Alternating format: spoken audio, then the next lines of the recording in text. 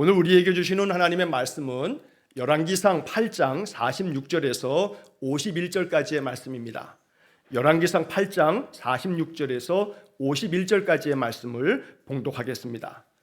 범죄하지 아니하는 사람이 없사오니 그들이 주께 범죄함으로 주께서 그들에게 진노하사 그들을 적국에게 넘기심에 적국이 그들을 사로잡아 원군을 막론하고 적국의 땅으로 끌어간 후에 그들이 사로잡혀간 땅에서 스스로 깨닫고 그 사로잡은 자의 땅에서 돌이켜 주께 간구하기를 우리가 범죄하여 반역을 행하며 악을 지었나이다 하며 자기를 사로잡아간 적국의 땅에서 온 마음과 온 뜻으로 주께 돌아와서 주께서 그들의 조상들에게 주신 땅 곧 주께서 택하신 성읍과 내가 주의 이름을 위하여 건축한 성전 있는 쪽을 향하여 주께 기도하거든 주는 계신 곳 하늘에서 그들의 기도와 간구를 들으시고 그들의 일을 돌아보시오며 주께 범죄한 백성들을 용서하시며 주께 범한 그 모든 허물을 사하시고 그들을 사로잡아간 자 앞에서 그들로 불쌍히 여김을 얻게 하사 그 사람들로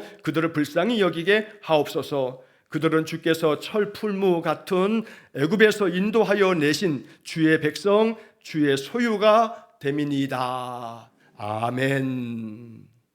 자, 우리 옆에 앞에 뒤에 분들하고 한번 인사 한번 나누겠습니다. 축복합니다 하고 인사하겠습니다. 주님의 은혜가 가득한 그런 복된 삶이 되기를 간절히 축원합니다. 오늘은 좀 예배당이 좀 찬 느낌이네. 감사합니다.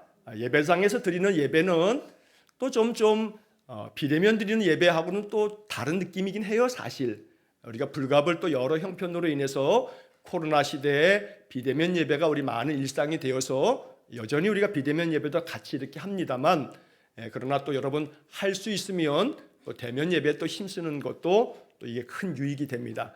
비대면 예배 드려보셔서 아시겠습니다만 비대면 예배 드리면 왠지 마음이 조금 이렇게 예배당에서 드리는 것처럼 집중이 안 되는 건 좀 사실이에요. 그죠? 많은 분들이 그렇게 이야기를 하셔요. 그러나 그렇다고 해서 비대면 예배 드리는 것에 대해서 마음에 막 거리낌을 가질 필요는 없겠습니다만, 그러나 우리가 힘써서 또 모여서 교제하고 이러기 위해서는 또 대면 예배도 우리가 필요하기 때문에 여러분 그렇게 또 힘을 모아주시면 감사하겠습니다.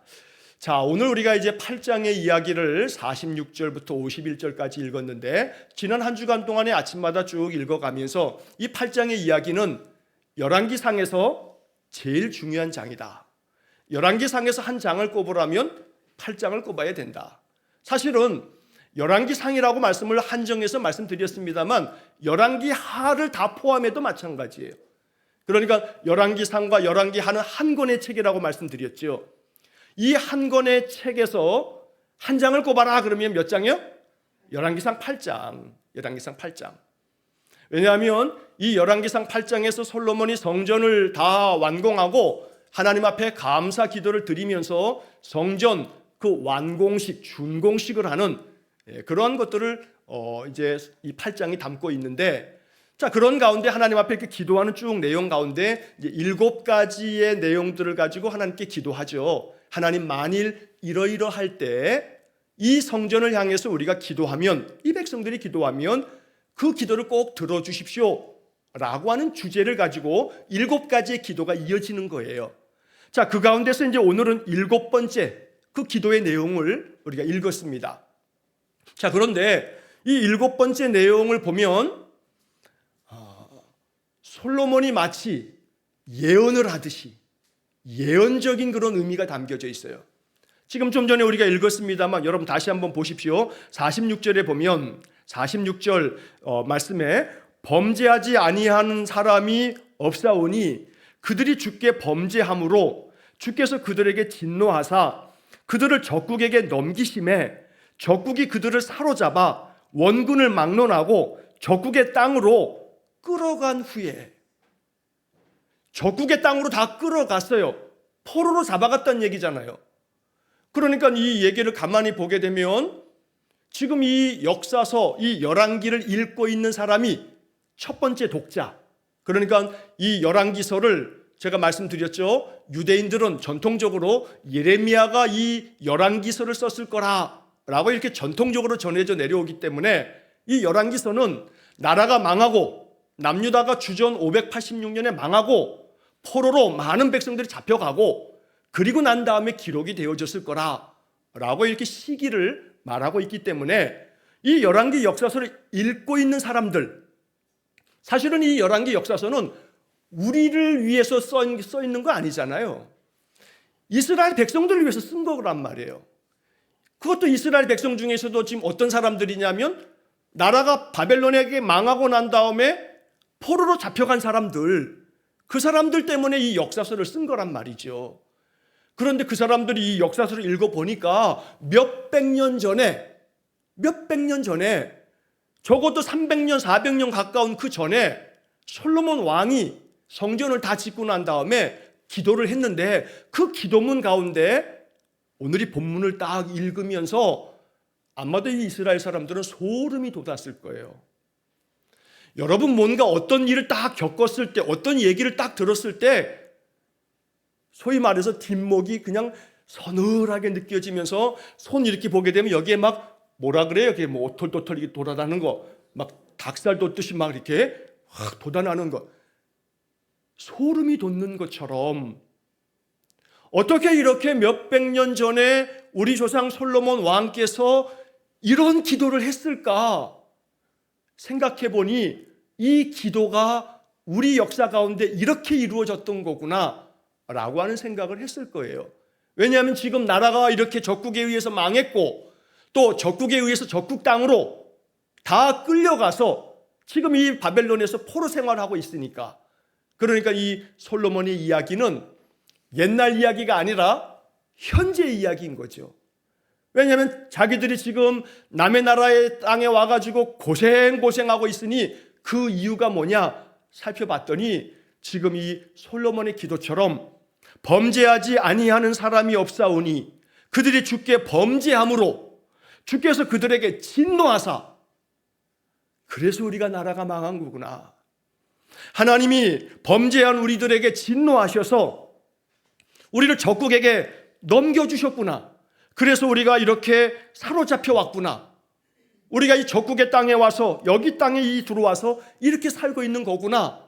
그런데 그렇게 원군을 막론하고 적국의 땅으로 들어간 후에 그 다음 이어지는 47절의 말씀에 그들이 사로잡혀간 땅에서 스스로 깨닫고 그 사로잡은 자의 땅에서 돌이켜 주께 간구하기를 우리가 범죄하여 반역을 행하며 악을 지었나이다 하면서 자기들의 그 모든 잡혀간 모든 이 포로된 바벨론 땅에서 그들이 온 마음과 온 뜻으로 주님께 돌아서면, 그래서 그렇게 돌아서서 하나님 앞에 기도하면 하나님 그 기도를 들어주십시오 라고 이제 이어서 뒤에서 말하는 거잖아요.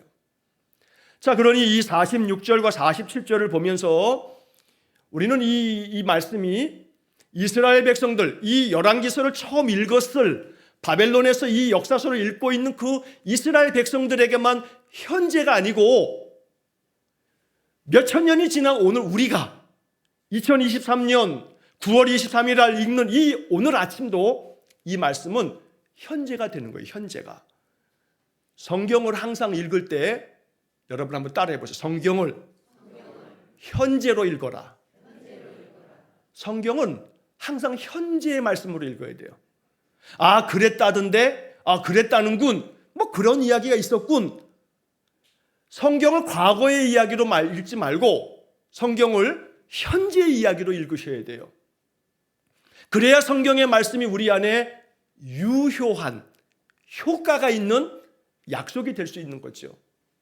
성경의 모든 말씀을 현재의 말씀으로 읽으면서 이 말씀이 현재 나에게 주는 영적 의미가 뭔가라는 것을 알아야 되는 거죠. 자, 우리는 지금 뭐 포로로 잡혀간 상황도 아니고 나라가 망한 상황도 아니에요. 상황은 전혀 달라요. 그러면 이 이야기를 어떻게 해석하면 좋을까 생각해 보세요. 자, 46절 시작을 범죄하지 아니하는 사람이 없사오니, 나는 죄를 안 지었는데 왜 그러나? 그럴 사람이 있을까요? 한 사람도 없어요. 범죄하지 않은 사람이 없어요. 자, 사도 바울은 로마서에서 이 말씀을 다시금 이렇게 이야기를 하죠. 의인은 없나니 하나도 없으며 깨닫는 자도 없고 하나님을 찾는 자도 없고 다 치우쳐 함께 무익하게 되고 선을 행하는 자가 없나니 하나도 없도다. 로마서 3장에서 말씀하고 있는 바입니다. 그러니까 의인은 없어요. 다 범죄하지 아니한 사람이 없어요. 깨닫는 자도 없어요. 하나님 찾는 자도 없어요. 이렇게 이야기를 하고 있는데, 그런데 그 범죄함으로 말미암아 모든 사람들이 죄 가운데 빠져서 살아감으로 인해서 하나님이 어떻게 하셨다고요? 진노하셨다고요. 하나님이 진노하셨다고요. 여러분, 하나님의 그 진노하심을 생각해 봐야 돼요. 하나님의 진노하심을. 오늘날에도 하나님의 진노하심이 있어요. 하나님의 진노하심은 이 세상의 역사 가운데 계속 되어져 왔어요. 하나님의 진노하심은 무엇 때문이냐면 인간의 범죄함 때문에. 범죄하지 아니하는 자가 없다. 그래서 하나님은 진노하시는 거예요. 그 진노는요, 범죄함에 대한 심판은 아직 안 해요. 그 심판은 유예되었어요. 미루어져 있어요. 우리의 모든 인생들에 대한 심판은 하나님께서 마지막 단행하실 거예요. 그러나 마지막 그 심판이 이루어지기 전까지 하나님은 그 범죄함에 대해서 계속해서 돌아올 기회를 주시려고 계속 연단하세요. 계속 인생의 많은 것들을 깨닫게 하고 계신다는 거죠. 그래서 우리는 그 깨닫게 하시는 하나님의 그 손길을 진노하심이라는 이 표현 속에서 봐야 되는 겁니다. 여러분, 세상을 한번 보세요. 가만히 돌아보세요. 이 세상이 지금 인간의 가장 큰 죄악 때문요, 탐욕이에요. 탐욕. 인간의 욕심이 끝이 없어요. 인간의 탐욕으로 말미암아 우리 인생들의 삶이라고 하는 것이 다 어그러져 가고 있는 거죠. 점점 어그러져 가고 있어요. 사실은 모든 인생들이 화평한 마음으로 그 탐욕의 마음을 좀 내려놓고 산다면 다 모두가 상생할 수가 있어요. 서로 잘 살 수가 있어요. 하나님께서 하늘에서 인생들을 가만히 바라보면 참 창세기에 나온 것처럼 인간을, 사람을 지으신 것을 한탄하셔서 홍수로 노아의 시대에 다 멸하셨는데 그 다음부터는 내가 멸하지 않겠다 하셔서 모든 심판과 진노하심을 유예하셨지만, 그러나 바라보시면서 한탄 이걸 또 한번 완전히 심판해야 하는데 하실 거예요 아마. 왜냐하면 넉넉히 주셨거든요. 모두가 살 수 있게 하셨거든요. 모두가 편안하게 살 수 있도록 주셨거든요. 그러나 부익부 빈익빈은 점점 그 양극화는 어마어마하게 심하게 되고 있죠. 가진 자들은요, 너무너무 많이 가지고 있어요. 너무너무 많이 가지고 있어. 아무것도 안 하고 평생 동안 지 하고 싶은 대로 다 써도 너무너무 상상할 수 없는 것들이 남아 있어. 근데도 여전히 아직도 부족하다. 아직도 부족하다. 그게 뭘 닮은 건지 아세요? 그 지옥이 그거 같은 거예요. 지옥이 말하기를 아직도 부족하다. 아직도 부족하다. 지옥에 들어갈 자가 아무리 지옥에 채워줘도요, 지옥은 아직도 부족하다. 아직도 부족하다. 사람의 탐욕이 그래요. 사람의 탐욕이. 우리가 살고 있는 이 시스템 자체가, 소위 말해 자본주의라고 하는 이 시스템 자체가 만들어진 지가 뭐 몇천 년, 몇만 년이 된 게 아니잖아요. 불과 몇백 년도 채 되지 않았어요, 이 자본주의가. 근데 자본주의의 병폐가 점점 더 심화되어져 가고 있어요. 이 자본주의 체계가 언제까지 갈지는 몰라요. 많은 미래학자들과 많은 사회 역사학자들은 자본주의가 언젠가는 붕괴할 날이 있을 거라고 말하기도 해요. 중세 봉건주의가 다 무너져 내리면서, 그러면서 이 자본주의 체계가 서양을 중심으로 해서 온 세상을 지금 덮고 있습니다만, 자본주의가 사실은 우리 인생들이 가장 좋은 답은 아니거든요. 왜냐하면 너무나 많은 사람들은 그 가진 것으로 인해서 주체할 수 없는 그런 삶을 살아가는 반면에 너무나 많은 사람들은 절대 빈곤 속에서 고통하며 죽고 있거든요. 자, 그러다 보니 세상에 하나님은 넉넉히 모든 이들이 함께 나누어 쓸 수 있도록 모든 것을 허락해 주셨지만 인간의 탐욕은 끝이 없어서 그러지 못한 거예요. 그러니 그 범죄함으로 말미암아 어그러지는 세상은 점점 더 이 인생의 삶을 각박하게 만들어가고 있어요. 그러니 사람들이 쌓이는 그 분노를 어떻게 해요? 에라 모르겠다. 자기의 분노를 감출 줄 모르니까 불특정 다수한테 그냥 찔러 죽이잖아요. 여러분, 이 사회 병폐를 보세요. 이 사회 이거 불안해서 살겠어요?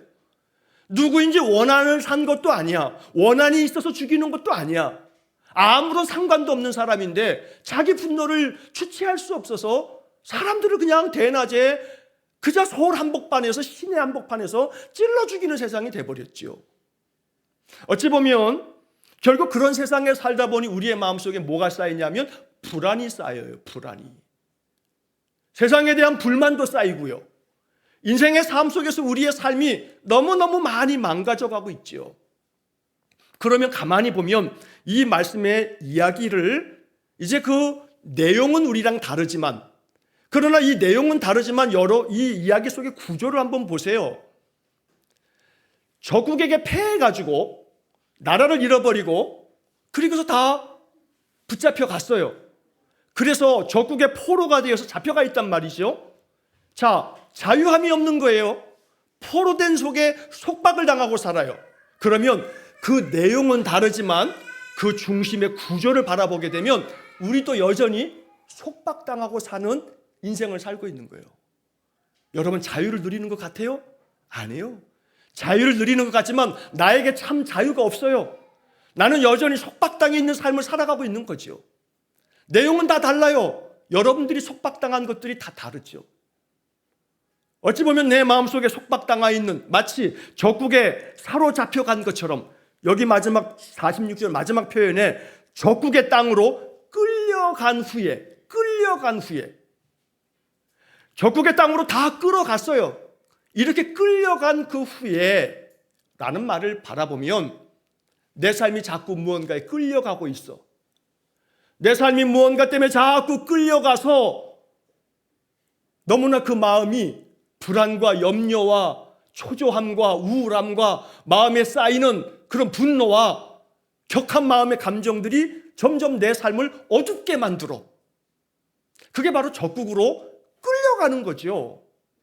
내 삶이 무언가에 끌려가 실수하고 실패하고 그러면서 내 마음에 심한 열등감과 인생에 대한 회의감과 아무런 소망 없이 그렇게 내 삶이 무언가에 붙들려 있는 것처럼, 어디론가 붙잡혀가는 것처럼 그렇게 끌려가는 인생이 되어가고 있는 거예요. 많은 사람들이 너무나 많은 불안증 속에 살고 있어요. 내일을 알지 못하는 그 불안함이 겹겹이 쌓이면서 그 마음속에 어찌할 수 없는 그 괴로움 속에 잠을 이루지 못하는 사람이 너무너무 많아요. 현대인들의 현대병 중에 이전 세대하고는 너무나 다른 병 중에 하나가 뭐냐면 불면증이래요. 불면증이래요. 사람들이 잠을 못 잔대요. 그 사람들이 잠을 못 자는 원인들이야 뭐 각각에 다 다르니까, 그런데 한 가지, 이전 세대하고는 다르게 오늘날 우리 세대는 이전 세대보다는 훨씬 더 잘 살잖아요. 그렇지 않습니까? 여기 우리 앉아 계신 어르신들 중에는 그저 50년대 60년대 소위 말해서 보릿고개라고 하는 말을 젊은 세대는 아마 뭐 국사책 같은 데에서나 뭐 보릿고개 이런 글자를 옛날 이야기처럼 들었겠습니다만, 여기 앉아 계신 많은 어른들은 그 세대를 겪으신 분들인데, 가만 따지고 보면 지금 우리가 살아가는 삶이라는 것이 얼마나 풍족합니까? 그런데 풍족함에도 불구하고 우리 안에는 불안이 있어요. 어찌할 줄 모르는 그 마음의 어둠이 찾아와요. 그러니 적국에 끌려가는 이스라엘 백성이나 내 삶에 무언가 알지 못하는 것에 사로잡혀서 내 마음이 불안과 초조와 두려움과 엄습해오는 수많은 그 마음의 감정들이 나를 속박하고 있다 이 말이에요. 포로된 것처럼. 그런데 그런 모든 상황에서 이제 솔로몬은 나름대로의 해법을 기도하고 있는 거예요. 그렇게 다 끌려간 후에 그들이 사로잡혀간 땅에서, 여기 이 사로잡혀간 땅이라고 하는 47절의 이 말씀을 여러 가지 의미로 한번 해석해 보세요. 사로잡혀간 땅. 내가 지금 살아가는 나의 삶의 터전이 마치 나라 잃고 바벨론으로 끌려가 사로잡혀간 그들의 상황처럼 나도 무언가에 사로잡혀 있는 삶을 사는 건 아닐까? 그러면 그 사로잡혀간 땅에서 어찌해야 하는가? 솔로몬은 이 기도 속에 해법을 제시하고 있는 거예요. 그래서 이 역사서를 읽고 있는 그 포로된 이스라엘 백성들은 이게 답이구나, 이것이 답이야 라고 성경의 이야기를, 이 역사의 이야기를 과거의 이야기가 아니라 현재의 이야기로 이 말씀을 받는 거지요. 여기에 이 47절에 답이 있어요.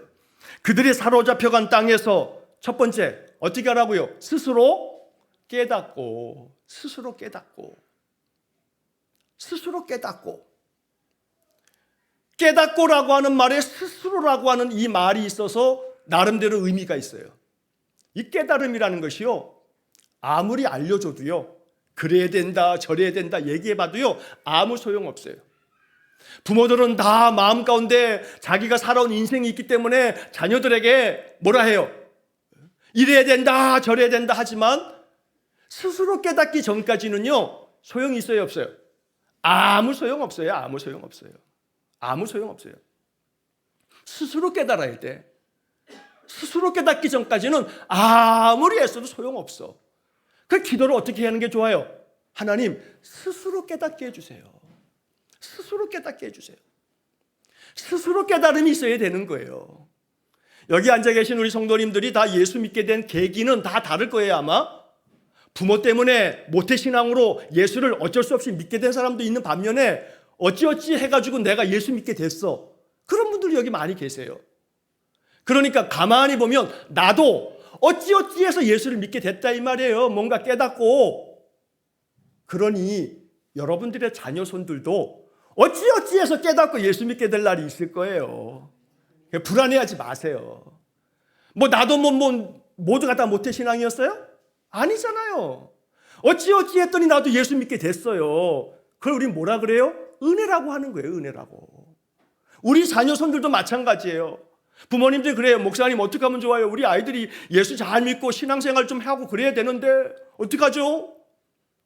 함께 기도하지만, 우리가 기도해야 되지만 나도 예수 처음 믿을 때 어찌어찌 해가지고 예수 믿었다 이 말이에요. 우리 자녀들도 어찌어찌 해서 예수 믿게 되고 예수에 붙잡혀 살 날이 있을 줄로 믿습니다. 그럼 우리는 어떻게 하면 돼요? 스스로 깨닫게 해 주십시오 하나님.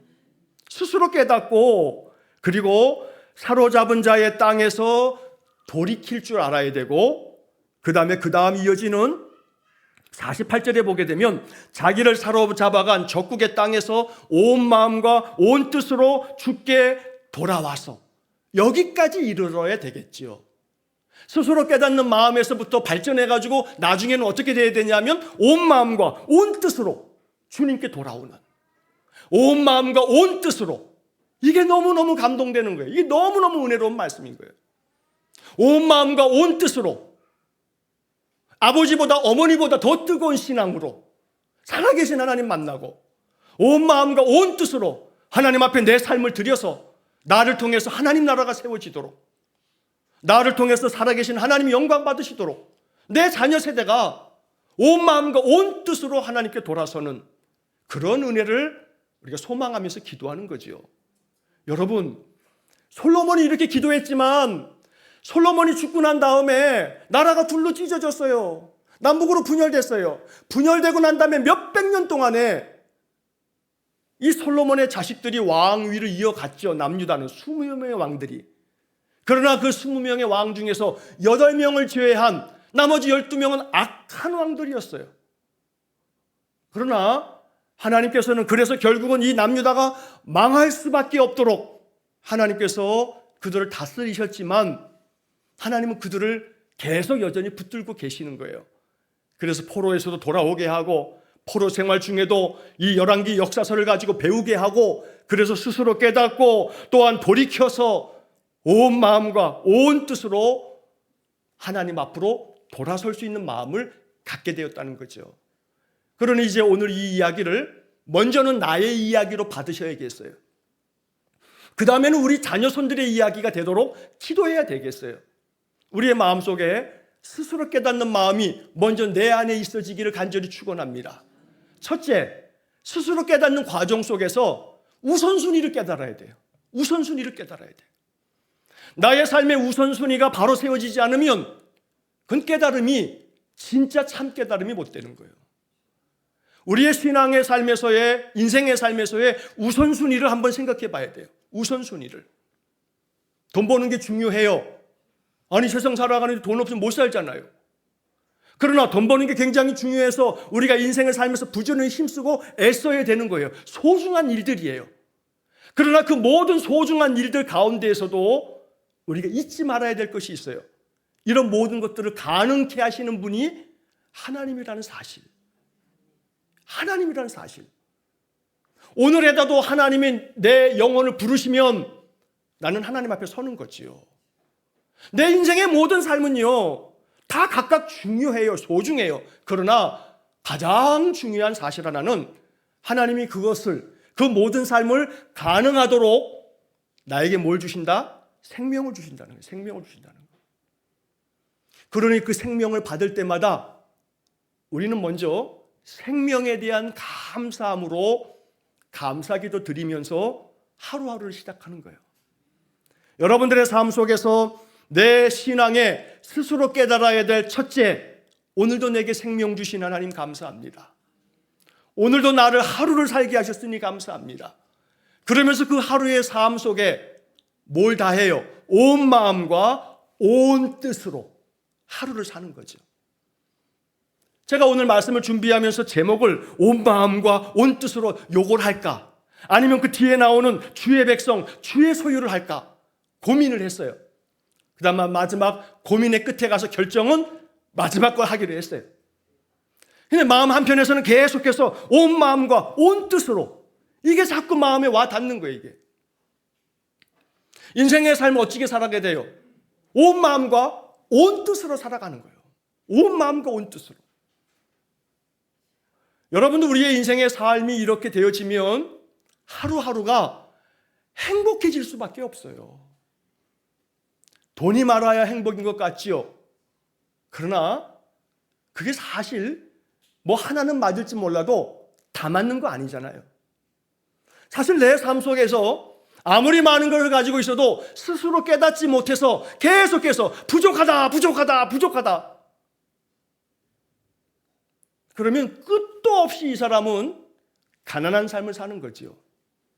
내 인생의 삶에서 언제나 스스로 깨닫고 내게 생명 주신 하나님 앞에 감사하면서 하루의 삶에 온 마음과 온 뜻으로, 이 온 뜻으로라고 하는 이 이야기를요, 쉬운 성경을 이렇게 번역했어요.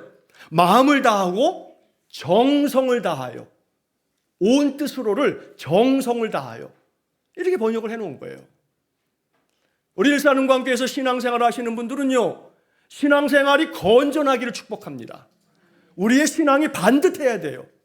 말씀 안에서 바르게 우리가 그 말씀을 이해하고, 그리고 나의 삶이 신앙의 삶을 통해서 그 삶 자체가 건실해야 돼요. 최소한 상식 이하의 행동을 하면 안 돼. 예수 믿는 사람들이 그 상식을 넘어서는 그런 예수 믿는 사람의 덕이 있어야 되죠. 그러니까 우리가 예수 믿으면서 예수 믿는 사람들의 소위 말해 어려운 말로 기품이 좀 있어야 돼. 기품이. 품위가 있어야 돼. 품위가. 예수 믿는 사람답다. 아, 이 사람 예수 믿는 사람다워. 왠지 저 사람 예수 믿는 사람일 것 같아. 뭐 이런 냄새가 좀 풍겨나야 되지 않겠어요? 뭐 아니라고요? 동의하시죠? 옆에 있는 분들에게 축복합시다.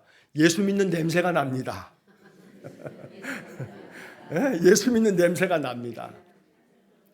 그러자고요. 그러자고요.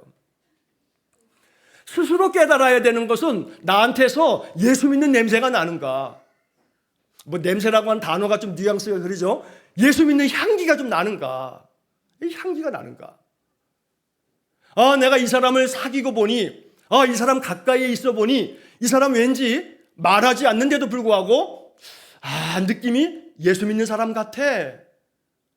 하고 느껴지는.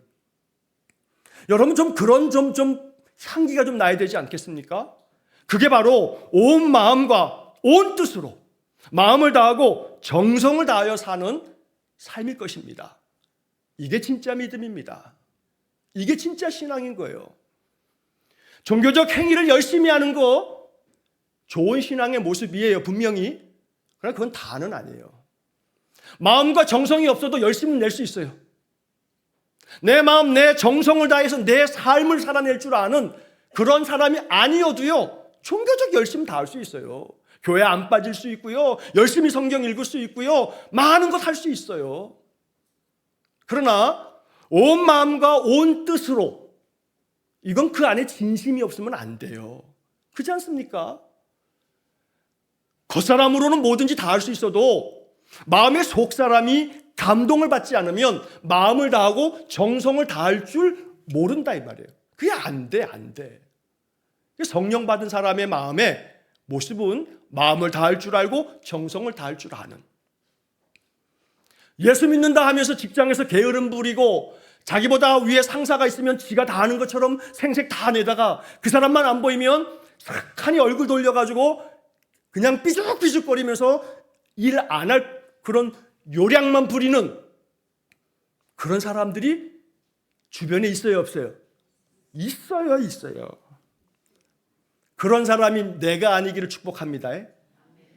그런 사람이 내가 되면 안 돼. 여러분들 자신이 아이고 봤더니 그런 사람이 나였네 하면 안 돼요. 지금 이게 찔려요? 할렐루야. 찔리는 건 은혜야. 찔림도 없으면 이거 은혜가 아닌 거죠. 찔리면 은혜. 그러니 온 마음과 온 뜻을 다할 줄 아는 그런 신앙을 갖는 거, 이거 하나님 기뻐하시는 거고, 우리 예수 믿는 이유가 바로 여기에 있어요. 자, 그런데 이렇게 돌아서서 마음을 다하고 정성을 다하여 돌아서서 주님께 돌아와서 그들이 성전을 향해서 기도하거든 하나님 그 모든 그들의 기도와 간구를 들어주시고 그들의 일을 돌아보시오며, 저는 이 말씀에 너무나 감동이 됐어요. 여기 49절의 마지막 부분을 보세요. 그들의 기도와 간구를 들으시고 그들의 일을 돌아보시오며, 새번역 성경의 번역으로 봤더니 이렇게 번역되어 있더라고요. 그들의 사정을 살펴보아 주십시오. 저들이 온 마음과 정성을 다하여 뜻을 다하여서 하나님께로 돌아오면 그들의 사정을 살펴봐 주십시오. 우리의 사정을 살펴봐 주시는 하나님이 계세요. 그런 마음이 여유가 생겨요. 하나님 돌봐주신다, 하나님 살펴주신다, 믿음이 생겨요. 그런 마음에 안심이 돼요. 우리의 마음에 그런 삶이 될 수 있기를 축복합니다. 하나님이 우리의 사정을 다 돌보아 주시고 우리의 모든 일들을 돌아봐 주시는, 제가 그래서 종종 설교 중에 말씀드리잖아요. 나는 주님의 일을 감당하고 주님은 내 일을 감당하고, 이게 훨씬 더 남는 장사라니까요. 이게 남는 장사야. 사람이 인생을 지혜롭게 살아야죠. 손해보며 살면 돼요, 안 돼요? 안 돼요. 남는 장사를 해야죠. 따라해보세요. 나는 주님의 일하고 주님은 내 일하고. 그러면 내가 내 일 하는 것보다 주님이 내 일 하는 게 더 잘 풀리겠죠. 그러니 주님이 내 일을 좀 도와주십시오. 나의 일을 돌보아 주십시오. 나는 주님의 일을 감당할 테니 주님의 일 어렵게 생각하지 마세요. 아침마다 하나님 앞에 내 마음을 드리는 거지요. 짧은 기도문 하나라도 기도하고 나아가는 거지요. 오늘 하루의 삶에 마음을 다하고 정성을 다하는 거지요. 예수 믿는 사람다운 품위가 좀 있게 살아가는 거지요. 그 진실함이 있다면 하나님 기뻐하시면서 네가 예수 향기를 나타냈구나 하실 거예요. 우리가 그렇게 예수님의 덕을 가지고 살아가면 하나님이 우리의 모든 일들이 되게끔 만들어 주실 거예요. 되게끔. 모든 일들이 되는 인생이 되기를 축복합니다.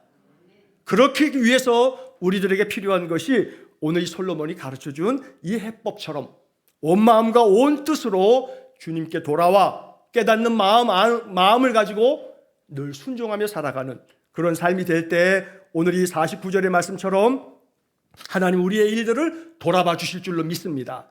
자, 그리고 난 다음에 이제 50절의 말씀에 보면 주께 범죄한 백성을 용서하시며 주께 범한 그 모든 허물을 사하시고 그들을 사로잡아간 자 앞에서 그들로 불쌍히 여김을 얻게 하사 그들이 불쌍히 여김을 받을 수 있도록 해주십시오 라고 이렇게 기도를 쭉 드리고 있어요.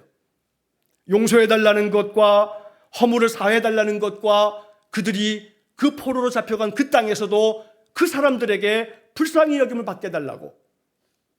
그래서 결국 70여 년이 지나고 바벨론이 페르시아에 의해서 망하고 난 다음에 페르시아의 왕이 되었던 고레스가 그 백성들을 불쌍히 여겨서 너희들 다 너희들 나라로 돌아가라 해서 돌아오게 됐던 거거든요. 하나님의 말씀대로 되어졌어요. 그리고 이제 마지막 51절의 말씀을 주목합니다.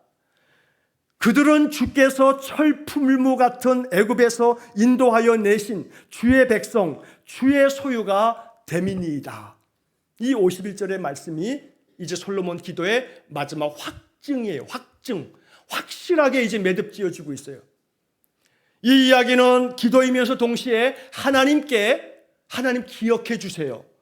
하나님, 이 백성들은 하나님께서 저 우리 옛날 조상들이 애굽에서 400년 종살이 할 때 뭐와 같으뇨? 철풀무 같은. 철풀무라고 하는 이 말을 쉬운 성경은 용광로 같은 이렇게 번역해 놨어요. 용광로 같은, 모든 것들을 다 녹여버리는 그 용광로 같은 그러한 애굽 땅에서 우리를 인도하여 내신 주의 백성, 주의 소유가 됨이니이다. 이 백성은 주님의 백성입니다. 주님의 소유입니다 라고 솔로몬이 하나님 앞에 아뢰고 있는 거예요. 주님의 백성입니다. 주님의 소유입니다 라고 주장하고 있는 거죠. 오늘 우리가 가져야 될 이제 마지막 결론은 이거예요. 따라해 보십시오 한번. 나는 주님의 백성입니다. 나는 주님의 소유입니다. 소유권을 확실히 하셔야 돼요. 소유권을. 나는 누구의 소유라고요? 주님의 소유예요. 이 사람들은 주님의 백성이고 주님의 소유입니다 라고 솔로몬이 선언을 하고 있는 거예요. 이 선언을 받아야 돼요. 현재 이야기로 읽어야 돼요. 나는 주님의 백성이고 나는 주님의 소유입니다 라고 선포하셔야 돼요. 아침마다 이렇게 선포해 보세요. 주님, 나는 주님의 백성이고 나는 주님의 소유입니다. 다시 말하면 내 주인은 누구라고요? 주님이십니다. 내 주인은 주님이십니다. 그러니 주인 되신 주님께서 내 삶을 책임져 주실 줄로 믿습니다. 여러분, 누군가가 책임져 주는 사람이 딱 있으면 든든해요. 든든해요. 책임져 주는 사람이 있으면 마음 든든하다 이 말이에요. 누가 나를 책임져 줄까 싶어가지고 사람들이 막 방황하고 있는 거예요. 뉴스를 보세요. 뉴스를. 그래서 우리나라에 그래도 나름대로는 그래도 뭐 최고의 학벌을 나왔다 하면서 최고의 자리에서 나름대로 마지막 사람들이요 다 돈도 벌 만큼 벌어보고 난 다음에는요 뭐 갖고 싶어 하는 줄 아세요? 권력을 갖고 싶어요. 권력을. 한마디 하면 사람들이 다 그냥 뭐 지지군시지 움직이니까.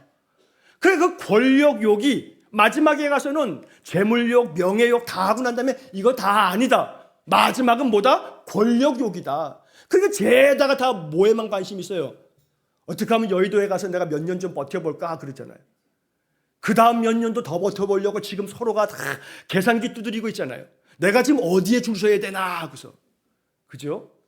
누가 나를 책임져 줄 자인가 이러잖아요. 그거 외에는 다른 게 없어요. 누가 나를 책임져 줄 건가? 그러니까 저 여당도요, 대통령이 나를 책임져 줄 건가? 아이고, 안 되겠다 싶으면 확 마음 바뀌는 게 인생이거든요. 가만히 보세요, 이제. 내년도 봄에 총선 딱 끝나고 나면 대통령의 지위가 어찌 될까? 야당도 맨 마찬가지죠. 야당 대표 지금 체포 동의안 가결이니 부결이니 쟀다 지금 며칠 동안에 지금 그거 가지고 뉴스만 틀면 그거잖아요. 근데 그것도 마찬가지죠. 지금 이 대표가 나의 공천과 내가 앞으로 그 다음 또 내년에 국회의원 되는 것을 이게 좀 보장을 해줄 건가 아닐 건가 온통 지들 마음속에는 계산기를 두들기는 거예요. 이게 인심이에요. 그러나 우리 믿음의 사람들은요, 누구 한 어떤 인간, 그 인간이 나를 책임져 줄 거라고 하는 생각 애저녁에 버려야 되는 거죠. 심지어는 송구스럽고 외람된 말씀입니다만 부모가 내 인생을 다 책임져 줘요? 그것도 아니거든요. 이제 장성하면 부모에게서 떠나 그래요. 부모에게서 떠나. 그러니 결국 내 육신의 부모도 나를 모든 것 다 책임져 주는 건 아니거든요.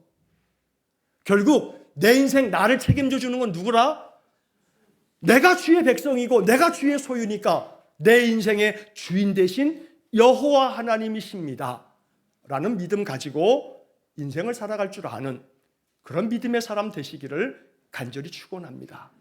그래서 오늘 말씀의 이제 결론은 본문 속에서 여러분 마음속에 꼭 붙들고 온 마음과 온 뜻으로 주의 백성, 주의 소유, 이 단어들이 마음에 계속 맴돌면서 오늘 제가 함께 나눈 이 이야기 외에도 오히려 더 성령께서 우리의 마음속에 이 말씀들이, 이 단어들이 마음속에서 꿈틀꿈틀 역사하도록 성령의 감동이 이 말씀 가운데서 우리 안에 더 풍성하게 임하기를 주의 이름으로 간절히 축원합니다. 기도하겠습니다. 자비로우신 아버지 하나님,